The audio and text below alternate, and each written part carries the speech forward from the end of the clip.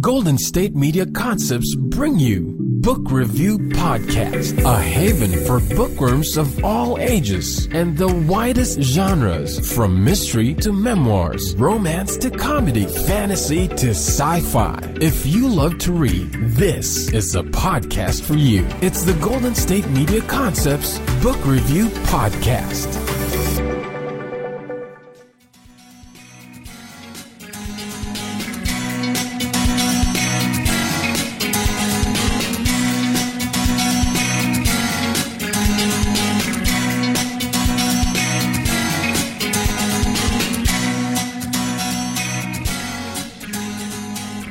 Hello and welcome to the GSMC Book Review Podcast, brought to you by the GSMC Podcast Network. I am your host, Sarah, and I am happy to be with you on this Tuesday in June. Can you believe we're in June already? I can, I guess, because the calendar says it's June, but this year is just zipping away, something. Just made up a new word. As I mentioned at the end of the last episode, I do have an interview today with Carl Vonderow about his debut novel, Murderabilia. This book comes out July 8th. It is a thriller. Let me read you the description. William McNary was 8 years old when his father went to prison. Since then, he's carefully built a life as a family man and a private banker for the wealthy. He tries to forget that his father dismembered and photographed 13 women, and he tries to forget those exquisitely composed photos of severed hands, heads, and feet that launched the Murderabilia art market. William has not spoken to his father for 31 years. No one at his Tony Bank knows whose son he is. Not until his wife's colleague is murdered and carved up in the same way his father would have done it. Only one person can understand the copycat killer, the monster William hasn't seen since he was a child. So that is the description of Murderabilia by Carl Vonderow. As I said, it is a thriller, which I'm sure you could have guessed from that description. This is a creepy page-turner. It is It's layered in a lot of ways because it is that thriller. There is this copycat killer that is now threatening William's family, but there are layers because you get William's backstory in terms of having lived with a father who was a serial killer. He lived with him until he was 8. His sister was 13. So you get that backstory of William, his sister, and their mother living with this man who they loved and who was part of their family and in many ways loving and kind to them. And then they find out that he has done these horrible things. So you get that backstory, and the backstory is intertwined with the current story as things are playing out. So you start to understand William more. You start to understand his relationship with his sister, with his mother, with his father, whom he hasn't seen in 31 years. And it's just this great, like I said, layering, this building up of both of these stories, the backstory and then this current story where you have a copycat killer and there is suspicion laid on William because he is the son of of a serial killer, and the police figure, well, who else would know this killer better than his son? So that's just the beginning. then the story goes on from there, and I'm not going to give anything away, but then you have to find out who the real killer is, and it takes a while. Lots of stuff happens. So we are going to turn now to that interview with Carl because he can explain more. And we talk about Murderabilia and what that is. We talk about the story. We talk about the layers, etc. So let's go ahead and turn to that interview. Before we do, I do want to mention that I have copies of this to give away. It doesn't come out, as I said, until July 8th. But if you would like to read it beforehand, I do have copies to give away. So stay tuned until the end of this podcast to find out how you can win a copy of Murderabilia by Carl Vonderow. And now we go ahead and turn to that interview with Carl. Hi, Carl. Thank you so much for joining me on the podcast. Well, thank you for inviting me. I am really excited to talk about your new book, which is called Murderabilia. Before we get to the book, though, if you could share a little bit about yourself so my listeners could get to know you a bit. Sure. I grew up in Cleveland with a religious family, Christian Zionists, and from there I escaped Cleveland and went to school at Stanford. All the while I was actually writing music at the same time. So I graduated in economics, and then I studied music for a year at San Jose State, much to my parents' delight. And then I ended up going into banking, where I spent my whole career, and I worked in the U.S. as well as Canada, Latin America, and North Africa. I've been writing for a long time, really for almost 30 years. And in that time, I finally got my first book published, being Murderabilia. I am married and I have 2 boys. Okay, wow, thank you. So let's talk about that book, Murderabilia. What was your inspiration for the story? Well, what I like to do is, or actually all my books revolve around the banking industry. So they're mysteries in the banking industry, and I like to combine several things. I thought, well, if you were a private banker for the very wealthy, what would be a secret you wouldn't want your clients to know?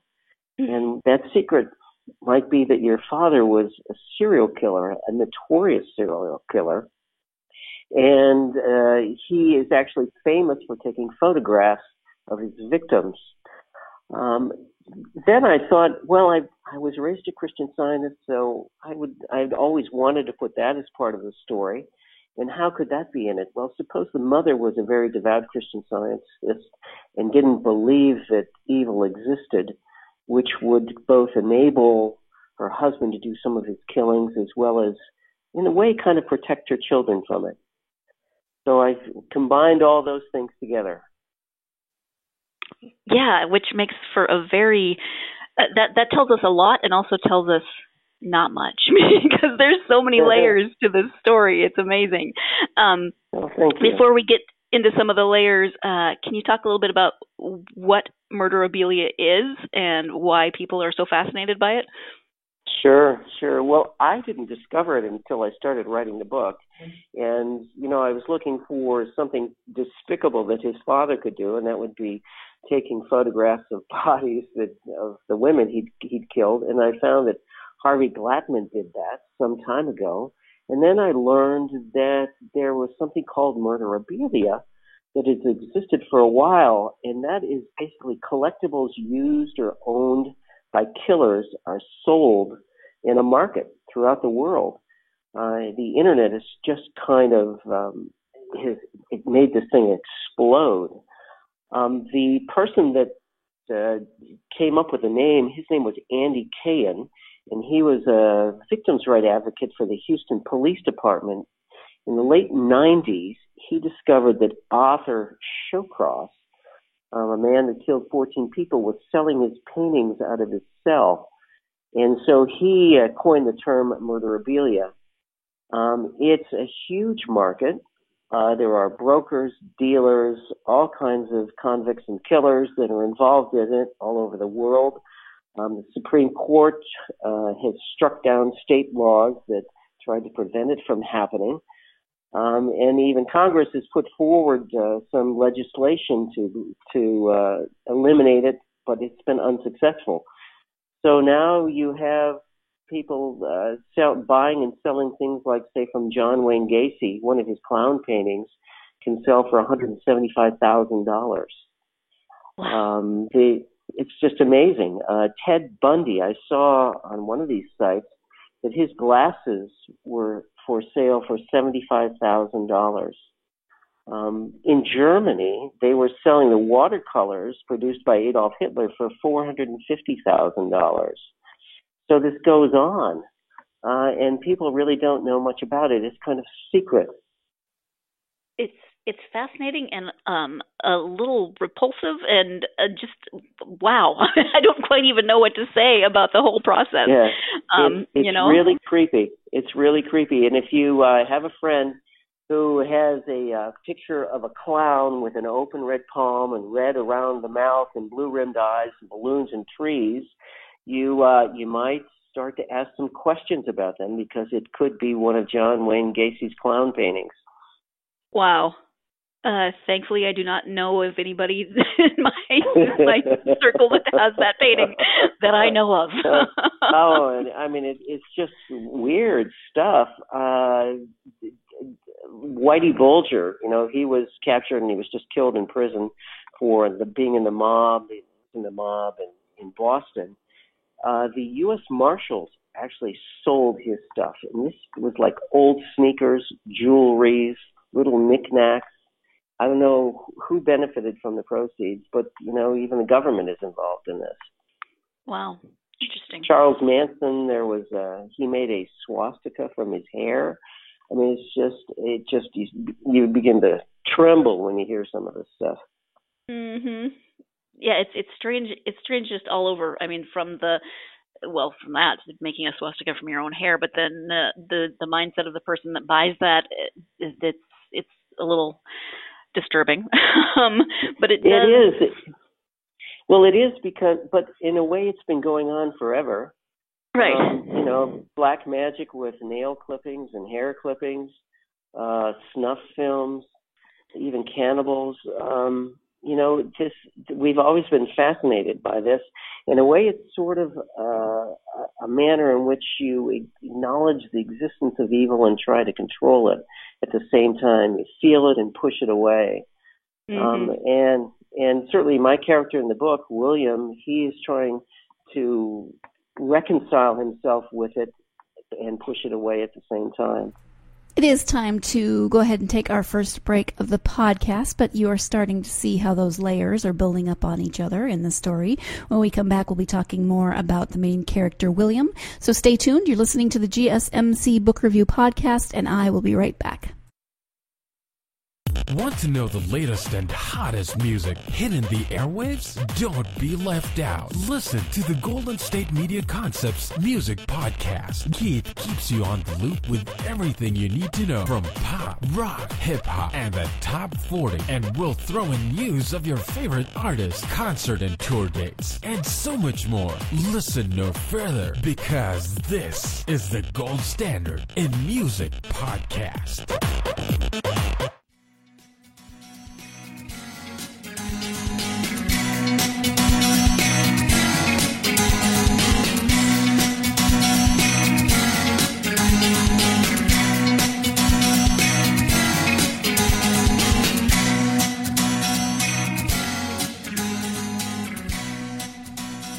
Welcome back to the GSMC Book Review Podcast. I am speaking today with author Carl Vonderow about his debut novel, Murderabilia. Let's go ahead and get back to that interview.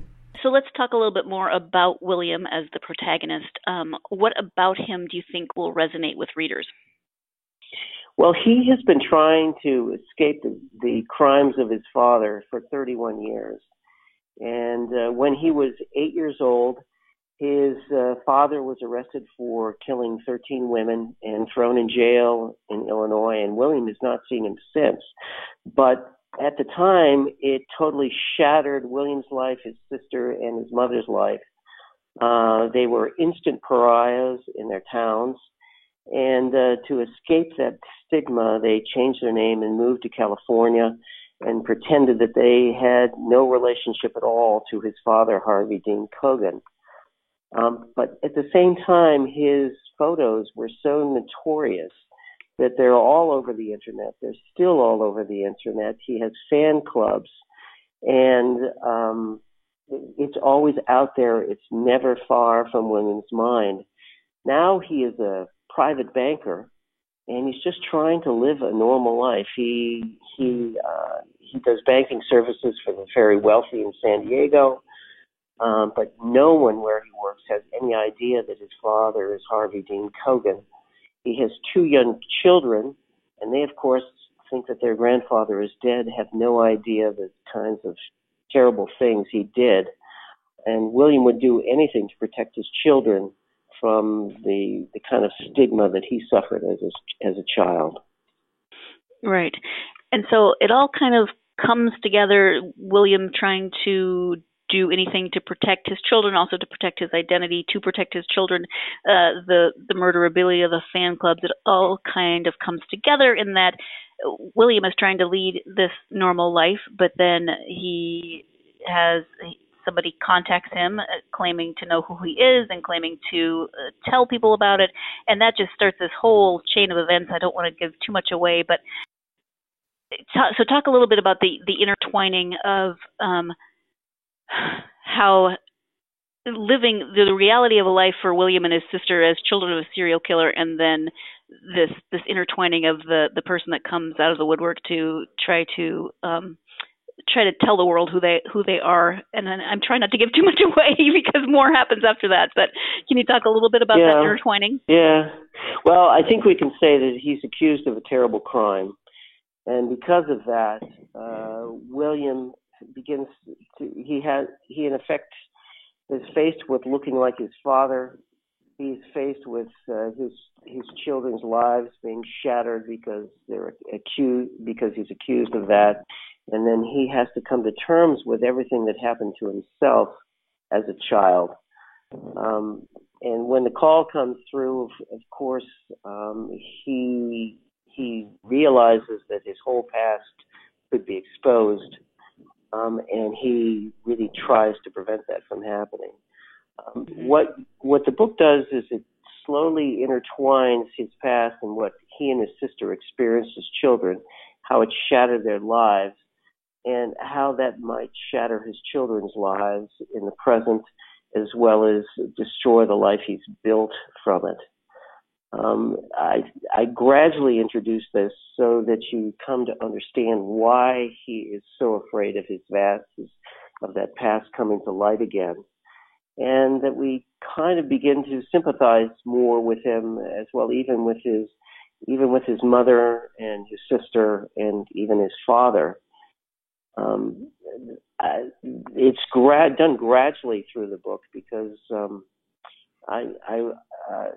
I think it was a huge challenge in terms of pace in the book of when you introduce these kinds of past events and how you keep the mystery of the story and the thriller aspect of the story moving forward at the same time that you delve into the character of William, his sister, mother, etc. Mm-hmm. So what kinds of research then did you do for the book? I did a lot of research on the children of serial killers.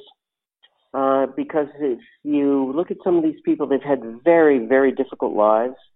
For instance, Keith Jesperson was known as the happy face killer. Melissa Moore, his daughter, wrote a book called Shattered Silence, which is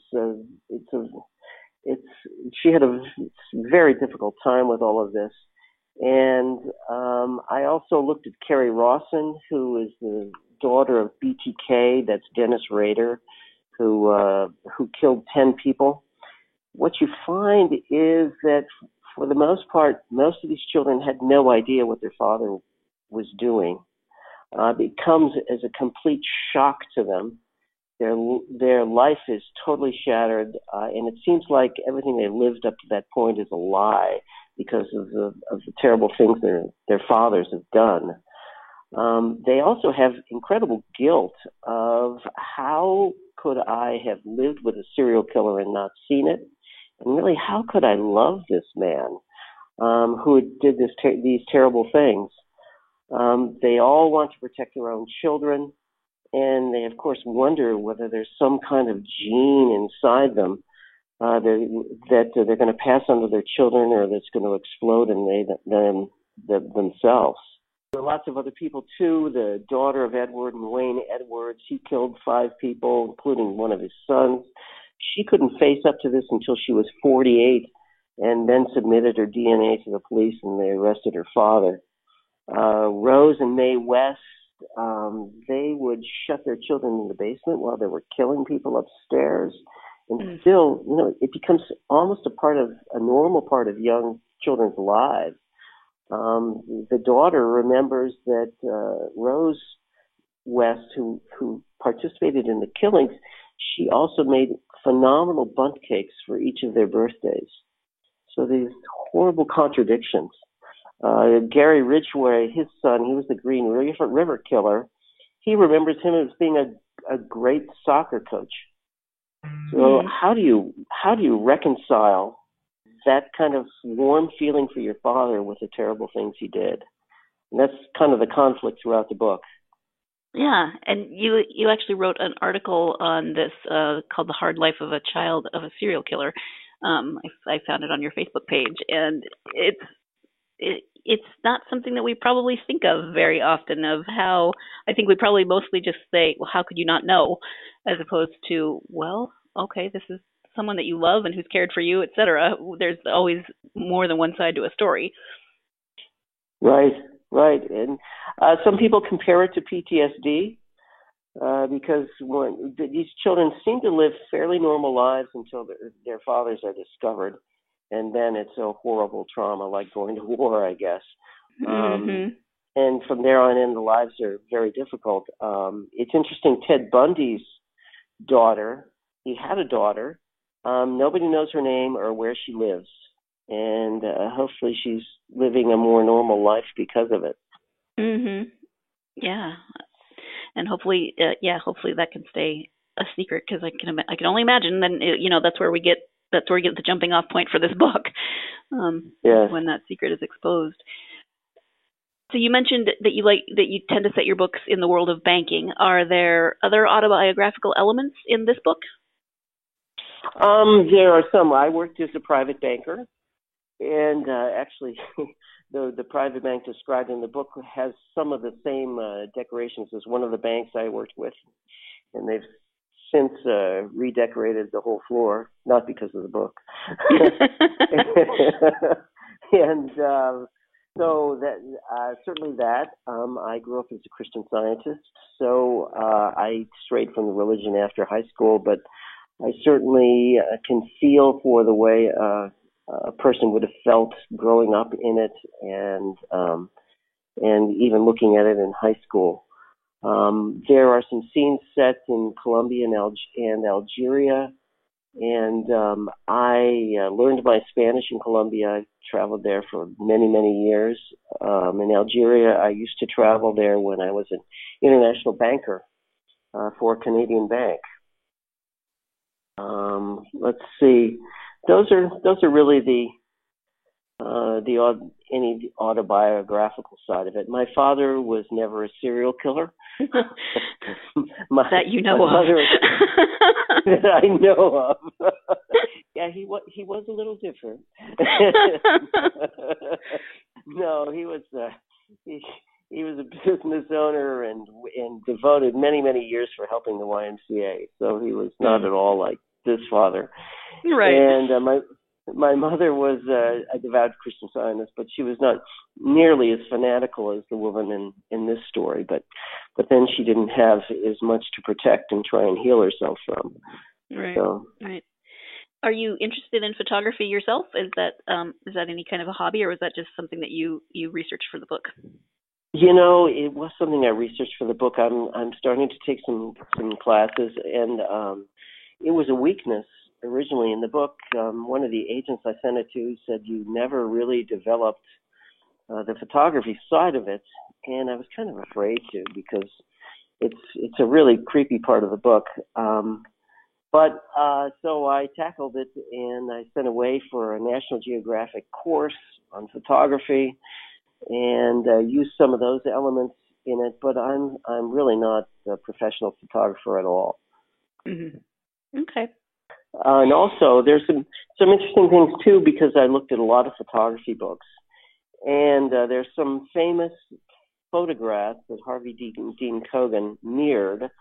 One of those is the Robert Frank trolley picture. It's in the book The Americans, and it's probably his most famous photograph of people on a trolley car, and that is one of the images that the book turns on There's a Ray Mann photo of a woman holding up a mask, and Harvey Dean Kogan had a woman instead holding up a pair of shoes. There's a Rodchenko trumpet player, very famous photo that was done in a warped, or copied in a warped way in the book as well. I'm going to jump in here so we can take our second break of the podcast. I will say I don't know a lot about photography, except that I'm not great at it. I'm just a point and shoot and hope for the best kind of person. I don't know much about framing and lighting and all that great stuff. But the way that the pictures are described in the book and the way that they are, the different famous pictures and Harvey Dean Kogan's work are interwoven throughout the story is really well integrated, really natural. I didn't feel like I was struggling with the photography concepts.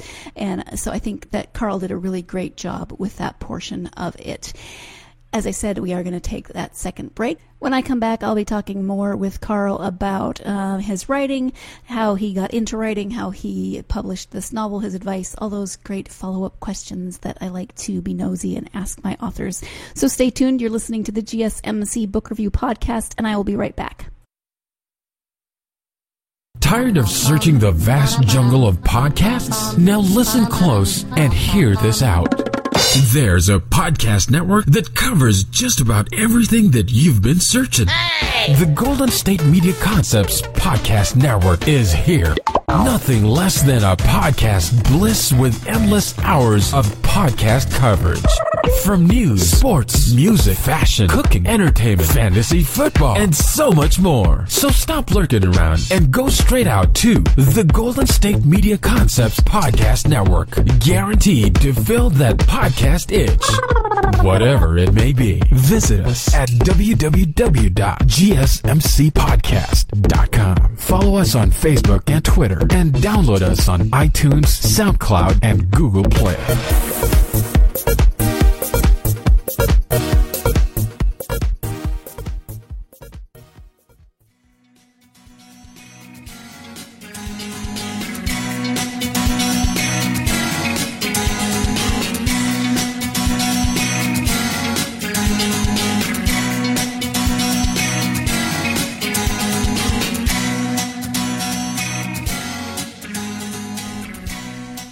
Welcome back to the GSMC Book Review Podcast and the conclusion to my interview with Carl Vonderow. You mentioned that you've been writing for a long time. So it's clearly something that you've always wanted to do. When did you, how did it come about that you were able to then write and get this book published? Well,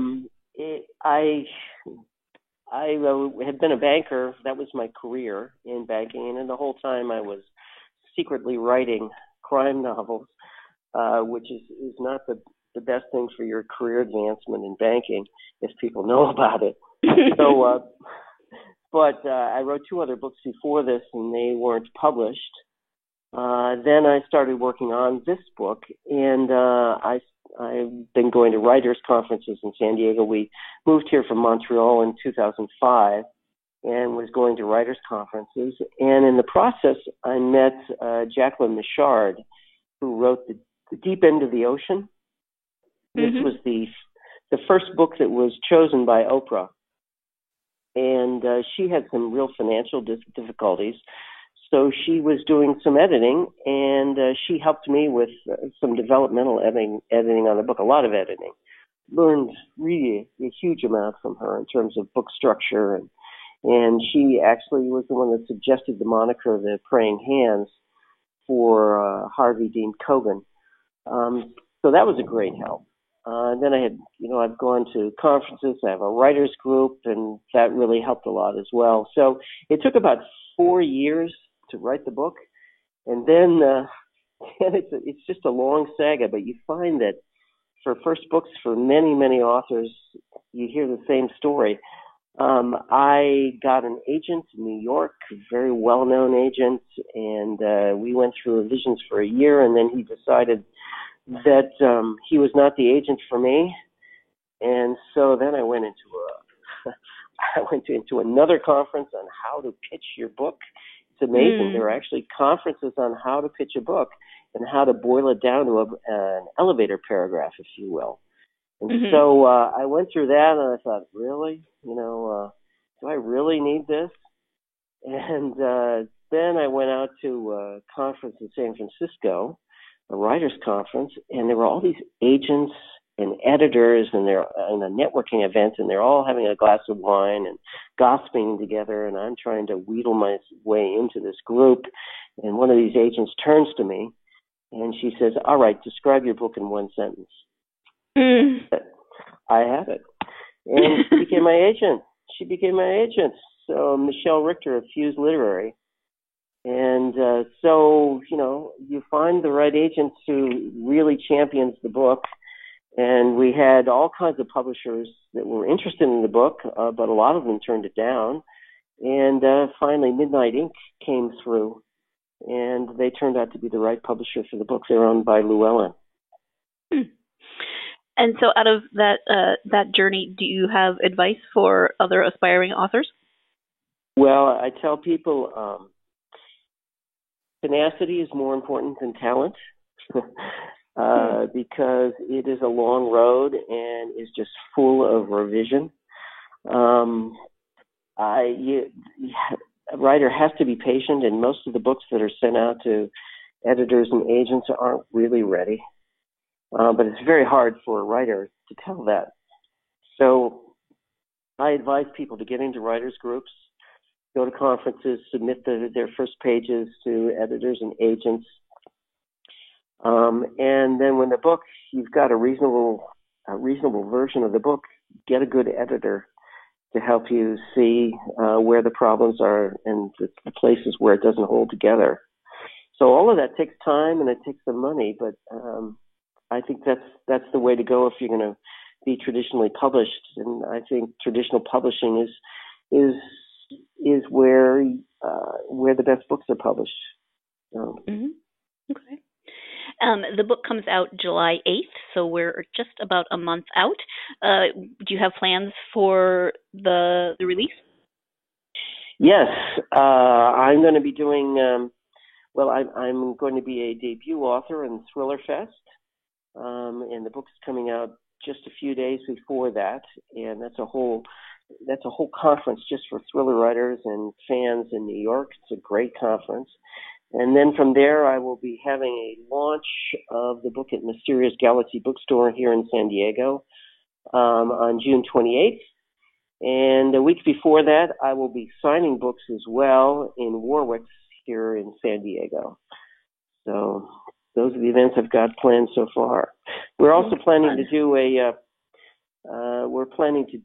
a fundraiser with some other authors for Traveling Stories, a nonprofit I work with. So that'll be part of it probably in August. Okay. That's actually the perfect segue because I was just about to ask you about the nonprofit work that you do. You'd mentioned it before we'd started recording. So talk a little bit more about that nonprofit work. Sure. I've always been involved with nonprofits. In high school, when I graduated, I went and worked for the YMCA in Colombia and met street orphans, foster parent plans. It was really kind of a life-changing experience, and I ended up devoting most of my career to Latin America. So I have a real loyalty to the YMCA. I worked with them in Montreal. I worked with them a lot here in San Diego. San Diego YMCA is the second largest YMCA in the country, and I was the chair for one of the branches here, and we worked with them in terms of helping them establish partnerships overseas. I've also worked and more engaged now in something called Social Venture Partners, which is a nationwide organization where we, for free, help nonprofits with the way their operations and how they work. So how they manage their boards, how they do strategic planning, etc. So I've been very involved in that as well. And I'm also involved in the Sisters in Crime chapter here in San Diego, which is called Partners in Crime. So we're all mystery writers, group of people. We get together and talk about killing other people. And we're going to be putting on a conference next year called Left Coast Crime, where mystery writers from all of North America will be getting together here in San Diego. So those are the 3 nonprofits I'm involved with right now. Wonderful. Thank you for that. And then you sound like you're very busy, but when you have time to read, do you have favorite authors or genres? I do. I don't read many of the old classics. Probably should, but I don't. I'm not much of a science fiction fan, and I've read some history, but I'm more of a fiction fan. And I read literary fiction as well as mystery and thrillers. So, for instance, one of my favorite books is Daniel Woodrell's Winter's Bone, which the movie was based on, and it's just a great book. Like Tim O'Brien, The Things They Carry, is just an incredible book about Vietnam. John le Carré, The Little Drummer Girl, is one of my favorites. Thomas Harris, of course, Silence of the Lambs, which has some similarities to my own book. Jacqueline Michard's Deep Into the Ocean is a wonderful book. So those are a few. Oh, also Adrian McKinty. Not many know him. He's a thriller writer, an Irish thriller writer, but he wrote a book called The Dead Yard, which is just terrific. It's a Romeo and Juliet protagonist with a prosthetic leg falling in love with a gang's daughter, and he's infiltrated the gang. It's really good. So those are a few. All right. Thank you for that. I know that you have a website, so if you can tell people where to find the website as well as where to find you on social media, that would be great. Sure. So it's Carl Vonderau, CarlVonderau.com. And I'm also on Facebook, author Carl Vonderau as well. I'm Amazon author. I'm not as active on Twitter yet, but hopefully more in the future. And I've got a publicist, JKS, Ellen Zielinski Winfield. So I think that covers those. Okay, I've also, great. One thing on my website I want to say too is a lot of people are what are called left-brainers like me, very analytical people, and we have the misconception that we can't be creative. And so I have started a series of tips on my website called Tips for the Left Brainer, Creativity Tips for the Left Brainer. And each week it's going on with a different tip of how you can open up more of that creative side of yourself. Okay, and I'm just looking at your website. That's under the blog headline, right? Yes. Okay. Right. Oh, nice. Right. Interesting. So we've talked about quite a few things, from the book to writing, et cetera, but is there anything that we haven't touched on that you would like to mention? I don't think so. I think we've covered just about everything. Okay, wonderful. Well, it has been great to talk to you. As I said, the book is Murderabilia, and it comes out July 8th. It's available. It's available for pre-order on Amazon and other booksellers. So and it's really good. I enjoyed it a lot. Very, very. It's a page turner, and it's creepy in a lot of ways, but I mean creepy in a good thriller sort of way. Good. I'm glad you enjoyed it. Thank you so much for being a guest on the podcast. I'm going to say that interview, I know, cut off a little abruptly and strangely with me saying thank you and then no follow-up, but Carl did say thank you. There was just a weird glitch in the recording, and I had to cut that part out, so I apologize for that random, abrupt ending. But thank you so much to my guest, Carl Vonderau, for joining me to talk about his debut novel, Murderabilia. As I mentioned, it comes out on July 8th, but if you want to read it ahead of time, you can enter to win a copy of Murderabilia.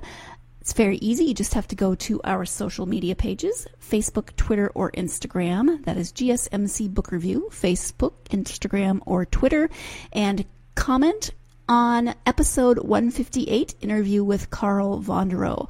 Also, please go ahead and share that post when you do that. I would really appreciate it. Like it. Do all those wonderful things that help us out on social media. But in order to enter the contest this week, let's go ahead and just do commenting on episode 158, interview with Carl Vonderow. Again, you can go to Facebook, Twitter, or Instagram. Those links are in the show description, and they are also on our website, or you can just type us into your social media page and find us, no problem. Thank you so much for listening. I so appreciate you, my listeners. I appreciate all of the authors that come on the podcast as well. I so love talking to them and hearing their stories, and I hope that you enjoy it as well. Join me again on Thursday when I'll be talking about a couple of books that I've been reading for a group that I can't mention on the podcast because it's a family podcast and I'm not allowed to swear, and this one has a swear word. So we'll call it Reading Whole Countries. And I'm going to talk about two of the books that we've been reading in that group. So join me for that episode on Thursday. No, actually Friday. I said Thursday twice, but that episode will be on Friday. So join me on Friday. In the meantime, have a great week and go out and get yourself lost in a good book. You've been listening to the Golden State Media Concepts Book Review Podcast, part of the Golden State Media Concepts Podcast Network. You can find this show and others like it at www.gsmcpodcast.com. Download our podcast on iTunes, Stitcher, SoundCloud, and Google Play. Just type in GSMC to find all the shows from the Golden State Media Concepts Podcast Network, from movies to music, from sports to entertainment, and even weird news. You can also follow us on Twitter and on Facebook. Thank you, and we hope you have enjoyed today's program.